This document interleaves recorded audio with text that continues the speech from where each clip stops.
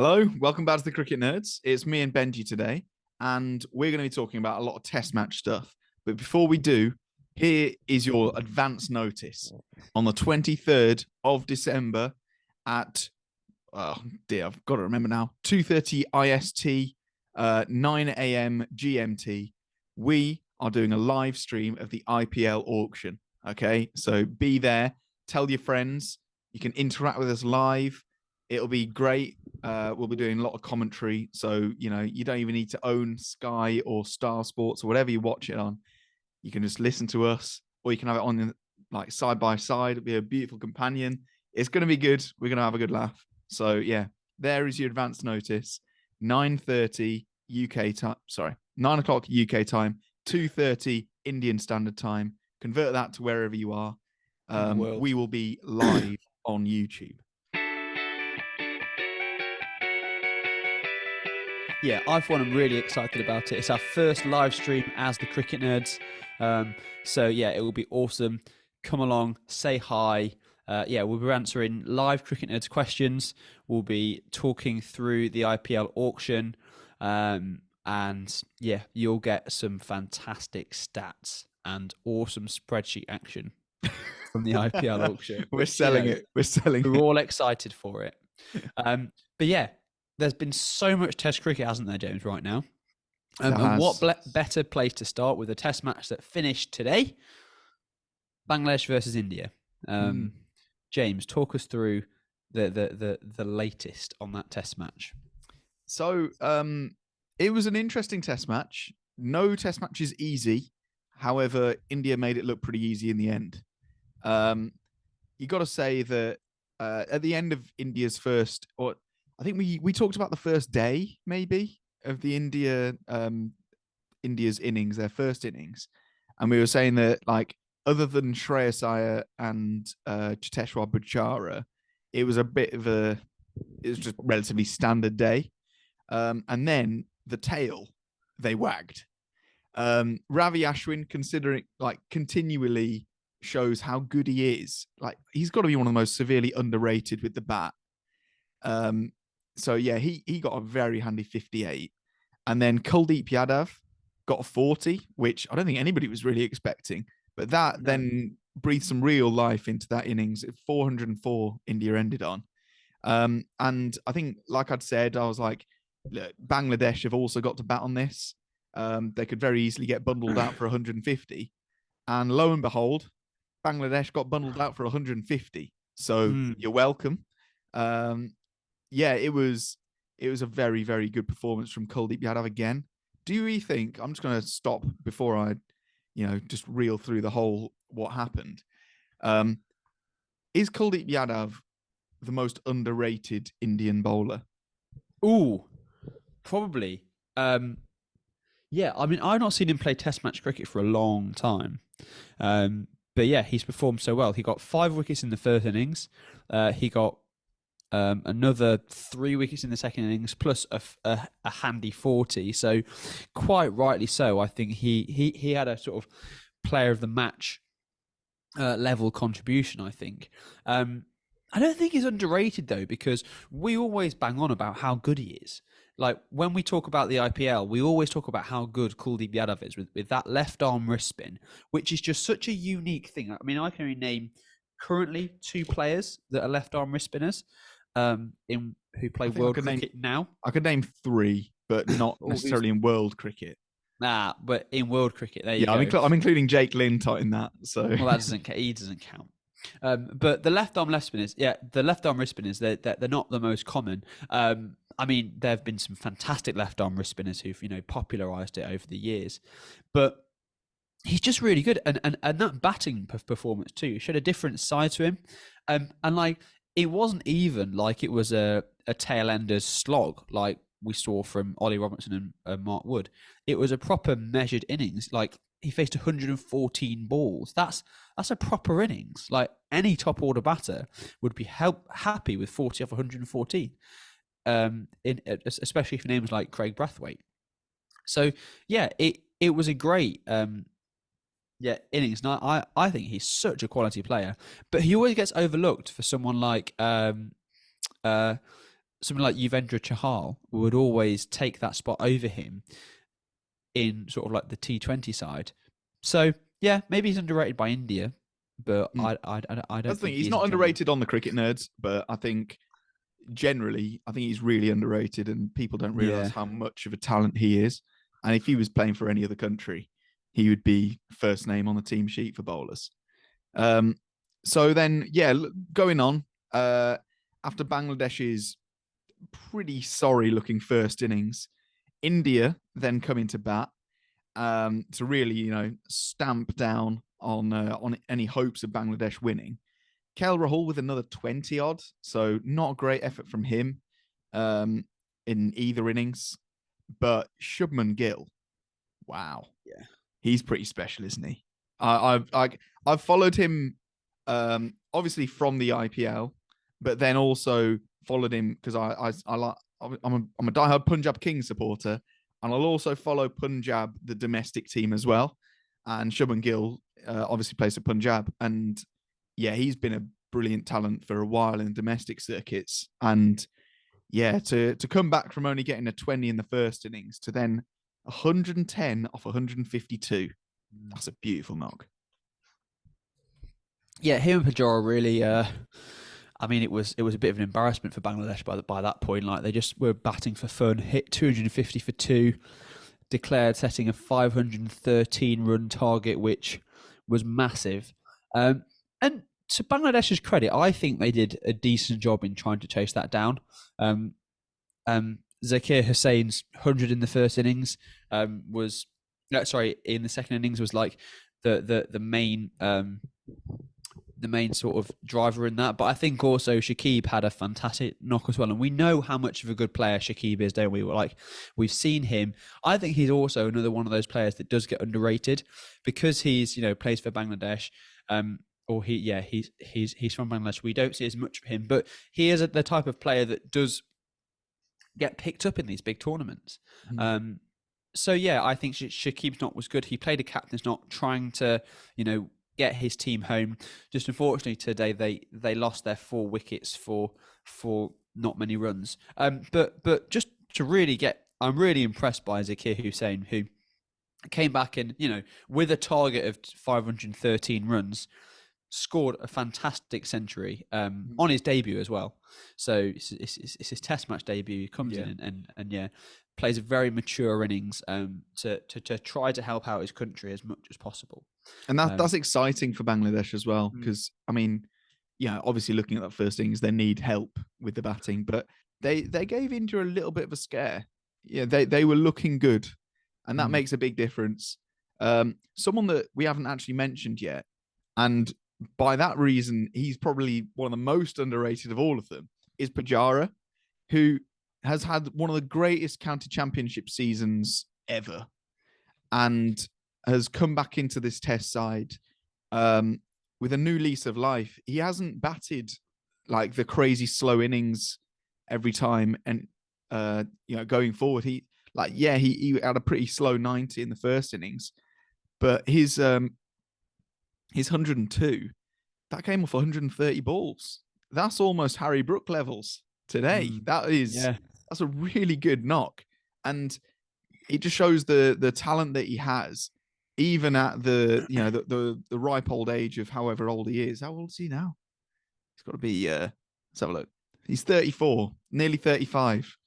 So yeah, he's still very good, and yeah, I think he's kind of nailing down that spot at number 3 still. But if going forward, in India's strongest ever Test side, or strongest current Test side that you could think of, who's the opener? Like, who are the openers?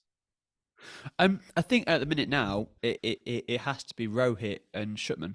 When Rohit's back from injury, I think SHUBMAN Gill's actually probably putting KL Rahul's spot into question.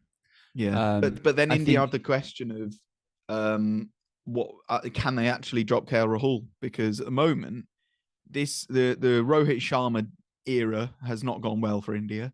It's been a pretty shambolic time. They've lost a lot.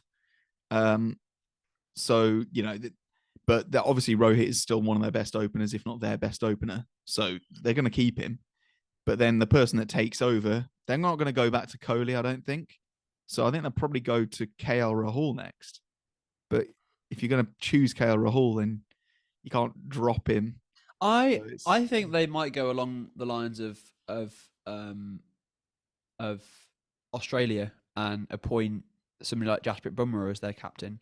Really? I mean, Bumrah captained the one-off test in England over the summer. And, you know, showed decent size of captaincy. England were bundled out quite early on, and it took some absolute wizardry from Joe Root and Johnny Bairstow to put on a Bazball extravaganza to win that game. So I think somebody like Jasprit maybe would get that. He'd be my obvious choice. Of course, if he was coming back into the test setup, I'd look to someone like Hardik Pandya probably.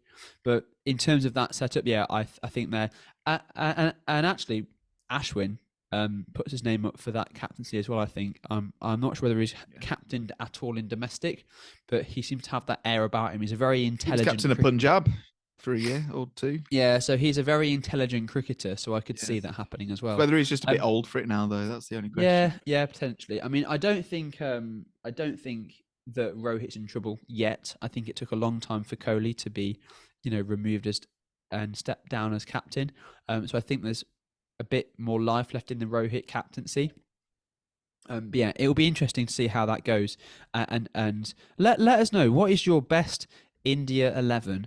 Let us know in the comments, what is your best India Test match 11? Who would you like to see, particularly opening that number 3 spot? Middle order's probably a bit more nailed on. And who are those best bowlers? Shall we move on and talk about today's cricket with England and Pakistan? Yep. Cool. So England were into bat. They were a wicket down this morning, and it was looking a little bit scary, especially when Harry Brook ran out Ben Stokes, until Brook put on that masterclass. I mean, Ollie Pope had a bit of a showing this morning. Then we lost Root first ball, so it was looking a little bit worrying until Brook came and played that innings. What did you think of Brook's innings today? I thought it was masterful. It was really, really good. To come back from running out your skipper is it takes quite a lot, because it's a scary thing to have to try and do. But I think he did it really well. I don't know how much of have we covered any of this Pakistan-England test match so far? No, we didn't talk about day one. No, yet, but this Harry Brook innings, absolutely brilliant, and it's really it saved England really, because otherwise we were up a creek without a paddle. So yeah, it was brilliant from him. He's shown himself to be a real talent. The drives that he does, scoring through extra cover, going over the top. He epitomizes Bazball, because he doesn't always need to strike at a really high strike rate. He will just put away every opportunity that he can, and he judges length so quickly that he can, especially against the spinners. And that's how I see Bazball. So this is going back to when people say, "Oh, well, can they do it against Australia on a green seamer in Leeds?" It's like, probably, because it's not about just smacking everything for 6. That's what you do on the really flat ones, because everything can go for 6. It's about taking the positive option every single time you can. I think it's going to leave England with some serious selection nightmares when it comes to the Ashes this year, especially with Bairstow coming back from injury, having just had the summer of his life. It would seem wrong to leave Bairstow out after something that sort of wasn't brought on by himself. But they both operate in that number 5 spot. So the question is then, well, does Joe Root get missed out and bring in Bairstow or Brook? But we can't do that, because Joe Root's Joe Root and is a match winner in himself. And also, what's underrated, I think, sometimes about Joe Root is the fact that he is that bowling option. So much so that today, Joe Root was opening the bowling in the England second innings, along with Jack Leach, which I thought was fantastic. Now, we had to put spinners on, because of the light. So that was why we only bowled the 3 spinners today. But yeah, Joe Root with a few of his tweakers down was yeah, I thought that was really refreshing today. One thing that we didn't talk about because we haven't covered this test match yet was Shah Massoud has made a start in for the injured Imam ul Haq, which I think's a great move for Pakistan. I think Shah Massoud is one of the like real talents that Pakistan have that they need to nurture. We talked about Pujara's come off the year of his life in the county championship. Well, Shah Massoud even more so. I think he scored about 900 runs by the start of the 100. So he was like, yeah, scoring so much for Derbyshire this year. I think he's been picked up this year by Yorkshire, I believe. So next year's county championship, we'll see him in Division 1 and see how he fares off there. Fingers crossed against the boys from Notts as well, which will be great to see. Yeah, so I think he's had a great start to his test match. Yeah, it's been a good test match so far. I feel like we've gone about this in a really odd way, but just going kind of through, retracing our steps a little. Babar Azam made it look like it was a really easy pitch to bat on, while the rest of Pakistan threw away their wickets horribly. And Babar Azam, by the way, run out in a horrible, horrible situation. He kind of stuttered at the start of his run, and it was a very good run out from Brooke and great work from Folkes. But yeah, other than Azam 78, we had Aga Salman with 56, and that was about it for Pakistan. Worst wicket of the first innings, I'm going to say, was Mohammad Rizwan with it was just a normal, non-threatening delivery from Joe Root. It was a pie. Joe Root took down a half volley, shin high, full toss pie. That's what happened. Rizwan ran down the pitch to try and make it more of a full toss than it even was. It just wasn't a good ball. And Rizwan made an absolute meal of it and toe-ended it to Stokes. And both of them were just laughing because they'd just burgled a wicket. Other than that, it was, pretty standard performance. I wasn't impressed by Pakistan. I don't think Pakistan will be impressed by their performance either, other than Babar. And then, like we've discussed with the England innings, very good. You know what? Let's talk about Rayan Ahmed, because he is the youngest ever England Test player now. And he took 2 wickets on his debut. His first spell was atrocious. His second and third kind of spells were a lot better. What are your first thoughts on Ahmed? I think he's a great prospect. England have got an issue with leg spin. Like, that's not been our forte for a number of years. And if you think of great teams of the past, particularly sort of that early 2000s Australia side when they had Shane Warne there, like a leg spinner makes such a difference, especially a quality leg spinner. So yeah, it's a real prospect for us. He seemed to be bowling really in a really mature way. It's a shame we didn't see too much of him with the bat today, because I know from experience that Rahan is a really good batter. He's like, I've seen him bat in person before, and he is incredible. Like the way that he connects with the ball is fantastic. Now, obviously, there's a bit of a step up between our village cricket and the international test match scene. But yeah, he's such a great prospect. I think it was a Rizwan-esque. It was a Rizwan-esque dismissal. He kind of ran down the track, swung himself off his feet, and it went nowhere. I think he'd be pretty gutted with it. I think depending on what happens tomorrow, it'll be interesting to see if he does have more of a role to play with both bat and ball. If Pakistan put up sort of a decentish score, his wicket could be a very important one. Sort of if England lose a few early wickets and it's getting down to it, and I can almost see like a Ben Folkes and Rahan Ahmed partnership just to get over the line, which I think would be fantastic. But yeah, no, I think he's such a great prospect. One thing I do want to mention about in the difference between the two innings was how much England's tail wagged today. More so than in the India first innings, which we talked about earlier. But Ollie Robinson and Mark Wood just playing a slogger's innings, more than I've ever seen in a long time. We just licensed to hit, just to go about it and try and get as much as possible. And if you look at the scorecard, those runs that they've scored, those sort of 60 runs between them, is the difference. Yeah, and it was.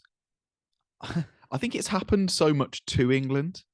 The tale of other teams to kind of swing for it and it works. I'm thinking of like Bumrah and Shami, where they'll swing for the hills and it'll just work for them. Yeah. And we've struggled over the years to try and get them out, and we finally twigged on that. Yeah, we could do that. And Mark Wood, he hits the ball so cleanly. It's really entertaining. I think he's my favorite cricketer, just all round. I think he is my favorite cricketer because he is hilarious. And watching him and Robinson just kind of swing for the hills and it work is very good. I don't know if you saw on England social media, there was a North versus South 6 hitting competition. And watching Jack Leach in that, he was smoking them. So that's always good to see. And Anderson too. Anderson as well, yeah. So there's a lot of good things going on there. I think it's just good vibes, and that tail getting to swing is a good thing for them. Yeah, for sure. Right, let's move on to very quickly mention the Australia versus South Africa game. Now I know we've got some South African fans, so it was a bit of a rough one.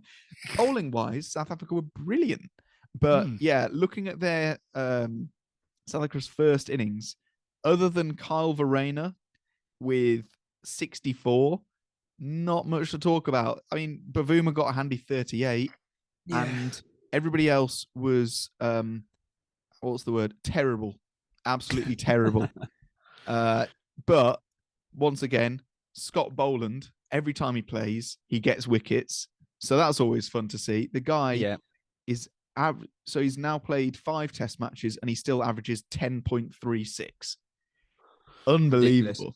It's just such a thing where you don't lose. Australia don't lose in Australia. It's so hard to go there and play, especially at the Gabba, which just suits the Australian team so much. There's a bit of talk about if that pitch is a bit dodgy, because there was some hooping deliveries today. And a lot of cracks as well. Yeah, for day 2 as well. But both teams battled on it, and Australia in their first innings managed to put up a score of 218. Travis Head sort of was the main spearhead of that attack, I'd have thought. Absolute baseball stuff. Yeah, it was great. So that was impressive for Australia to pull that together. But again, South Africa have a great bowling unit. They just need to sort out their top order, I think, James. Yeah, I completely agree because, we saw it again in the second innings. Their top 3 got 5 runs between them. It's not good enough. That being said, is Pat Cummins the best bowler in the world right now? Yeah, in Test match. Yeah, 100%. He's just incredible, especially in Australia at the Gabba. There's nothing that will suit him more than those conditions. Just bowls 90 miles an hour, bowls it in the same space every time, can swing it both ways, very skilled. Yeah, fantastic. I think he destroyed that batting lineup for South Africa, and with Mitchell Starc charging in from the other end, I wouldn't want to face it, to be honest.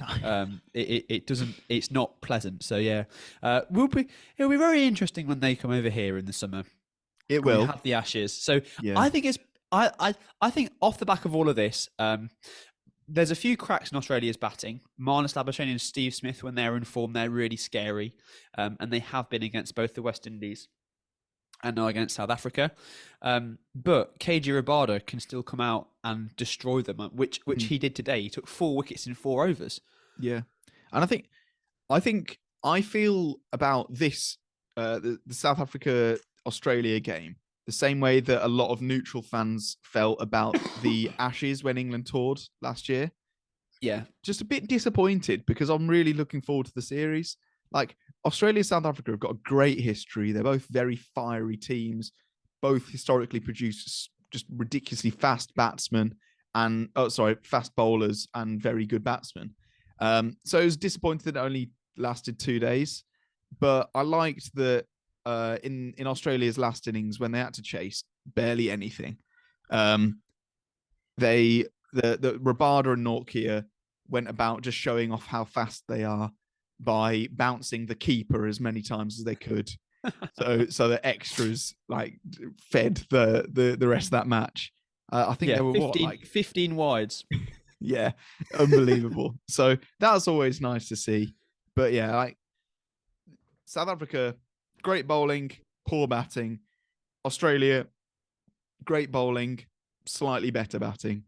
Travis Head's, I think, really underrated, but yeah, just not a great performance. Hopefully the next test is better.